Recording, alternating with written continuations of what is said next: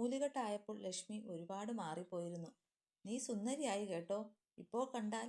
വൈശാഖൻ മെല്ലെ അവളുടെ കാതിൽ മന്ത്രിച്ചു. ആ, ഇതാണ് മോനെ ഞാൻ അങ്ങോട്ട് വരാത്തത്. വെറുതെയല്ല പണ്ടുള്ളവർ പറയുന്നത് 90 ദിവസം കഴിയാതെ കെട്ടിയോന്റെ അടുത്ത് പോയേക്കരുത് എന്ന്. ഒന്ന് പോടി. ഞാനെന്താ അത്രയ്ക്ക് ആക്രാന്തം മൂത്ത് നിൽക്കുവാണോ? ഇപ്പോൾ കണ്ട എല്ലാവരും ഒന്ന് നോക്കും എന്നേ ഞാൻ ഉദ്ദേശിച്ചുള്ളൂ. അല്ലേ കുഞ്ഞുലക്ഷ്മി? അവൻ കുഞ്ഞിനെ കയ്യിലെടുത്തു.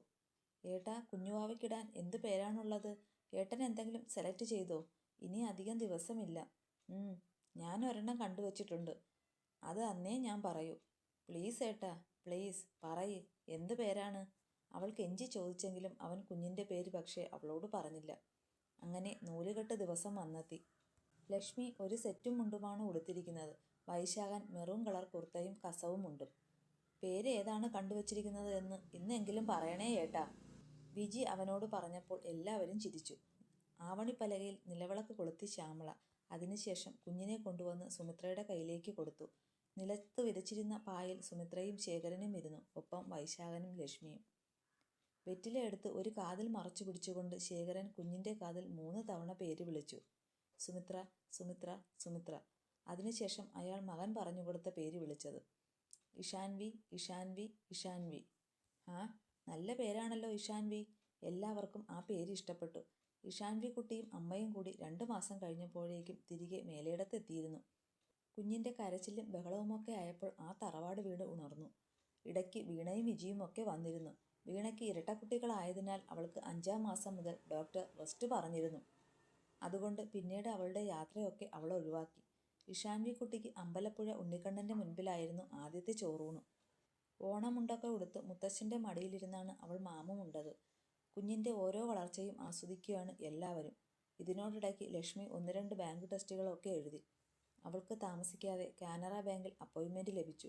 അവളും ജോലിക്ക് പോകാൻ തുടങ്ങിയതോടെ പൂവാലിയെ വർഗീസ് ചേട്ടന് പിടിച്ച് കിട്ടിയ വിലയ്ക്ക് ശേഖരൻ കൊടുത്തു. കാരണം കുഞ്ഞിനെ ശരിക്കും സുമിത്ര ശ്രദ്ധിച്ചില്ലെങ്കിലോ എന്നായിരുന്നു അയാൾക്ക് പേടി. പതിയെ പതിയെ ശേഖരനെയും വൈശാഖൻ ജോലിയിൽ നിന്ന് ഡിസ്മിസ് ചെയ്തു. അച്ഛന് സഹായിയായിട്ട് നിന്നിരുന്ന വേണിച്ചേട്ടനെ അവൻ തങ്ങളുടെ പുരയിടവും കൃഷിയിടവും ഒക്കെ നോക്കാൻ ഏൽപ്പിച്ചു. അത് വേണോ മോനെ? ഈ മണ്ണാണ് നമ്മളെ ഇത്രയും ആക്കിയത്.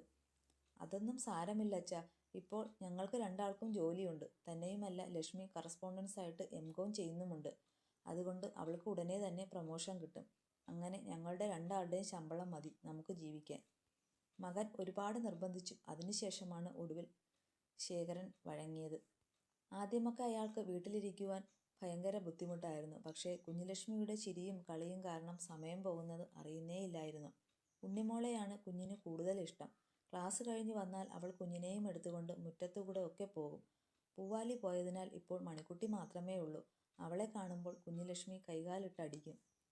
ലക്ഷ്മിക്ക് ജോലി കിട്ടി കുറച്ച് ദിവസത്തിനു ശേഷമാണ് ദീപയും ഒരു പെൺകുഞ്ഞിന് ജന്മം നൽകിയത്. ഇഷാൻവിയും വൈഗമോളും കൂടുമ്പോൾ ഭയങ്കര കളിയും ചിരിയുമാണ്.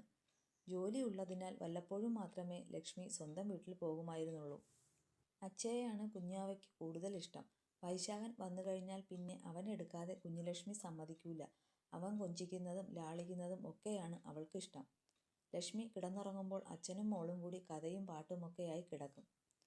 ഇന്ന് കുഞ്ഞുലക്ഷ്മിയുടെ 1-ാം പിറന്നാളാണ്. എല്ലാവരും എത്തിച്ചേർന്നിരിക്കുകയാണ് മേലേടത്ത് വീട്ടിൽ. ദീപയും രാജീവനും അശോകനും ശ്യാമളയും ഒക്കെ വന്നു കയറിയതേ ഉള്ളൂ. വീണയും മക്കളും തലേ ദിവസമേ എത്തിയിരുന്നു. വീണയുടെ ഇരട്ടക്കുട്ടികൾ 2 ആളും എല്ലാവരുടെയും കൈകളിൽ പാറി നടക്കുകയാണ്. വൈശാലിയും വൈഷ്ണവിയും, അതാണ് അവരുടെ പേരുകൾ. ഇപ്പോൾ മുൻതൂക്കം പെൺകുട്ടികൾക്കാണ് അല്ലേ അളിയോ? നാരായണൻ ഉമ്മറത്തേക്ക് വന്ന് കയറിയതും പറഞ്ഞു.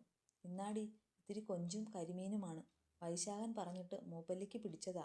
അയാൾ കയ്യിലിരിക്കുന്ന കവർ സുമിത്രയെ ആരും കാണാതെ ഏൽപ്പിച്ചു. എല്ലാവരും അത്യാഹ്ലാദത്തിലാണ്.